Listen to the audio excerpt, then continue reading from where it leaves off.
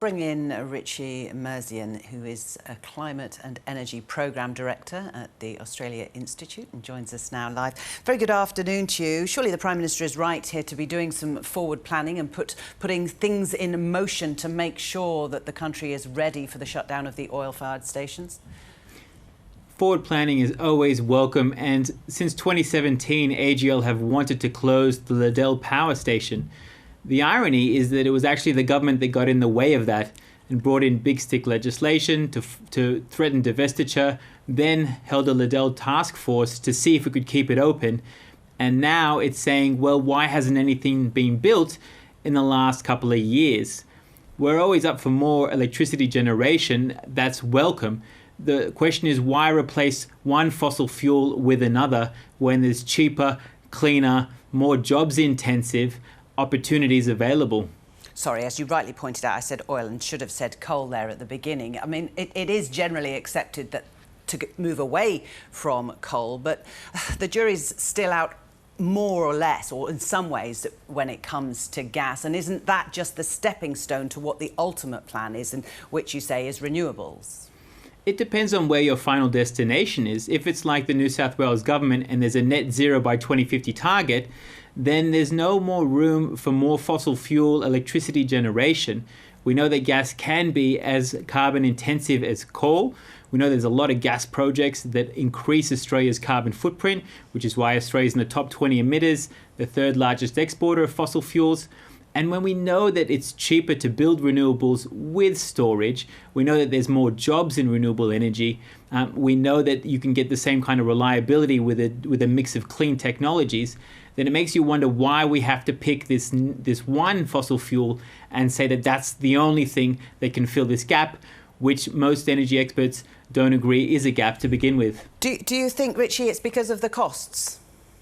But we know that clean energy, as in renewable energy, solar and wind, with 6 hours of storage is cheaper to build and provide, which is why for the last 10 years, that's what the private sector had been backing in. By contrast, gas has been expensive, and gas makes electricity more expensive. In fact, we only utilize the gas power plants on the East Coast about 10% of the time that they're available because gas is so expensive. Most of our cheap gas has been exported. What we're left with is expensive gas, and that's not going to provide us with cheap electricity.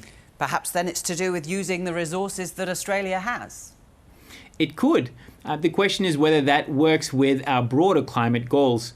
We know that Australia has huge gas resources. If it unleashed it, according to a new report from the Australia Institute, sponsored by the ACF, it could potentially unleash triple global annual greenhouse gas emissions. It would blow out any opportunity to reach the Paris Agreement.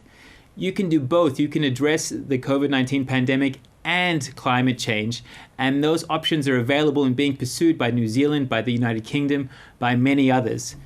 The question is, why don't we have a climate and energy plan rather than picking another fossil fuel to replace an even older one? Why do you think it is? If you hire gas executives to come up with your economic recovery plan, they're going to come back with a gas plan. And that's what happened when you saw Nev Power and Andrew Liveris appointed to the government's COVID-19 commission.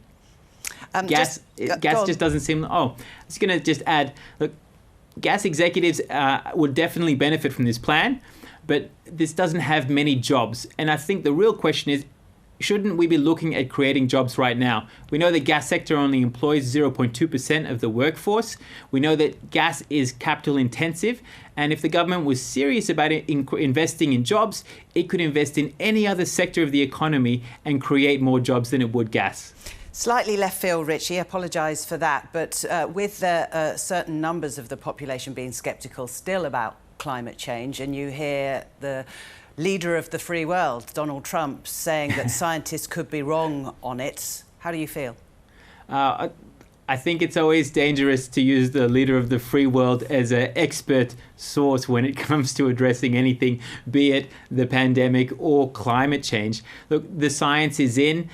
It's clear. Fossil fuels are the main source of greenhouse gas emissions, which have fueled climate change. We're still reeling from the impacts of the Black Summer bushfires, which was supercharged from climate change. The last thing we should be doing is investing in more fossil fuels unless we really want to make things worse. Richie Merzian, thank you very much. My pleasure.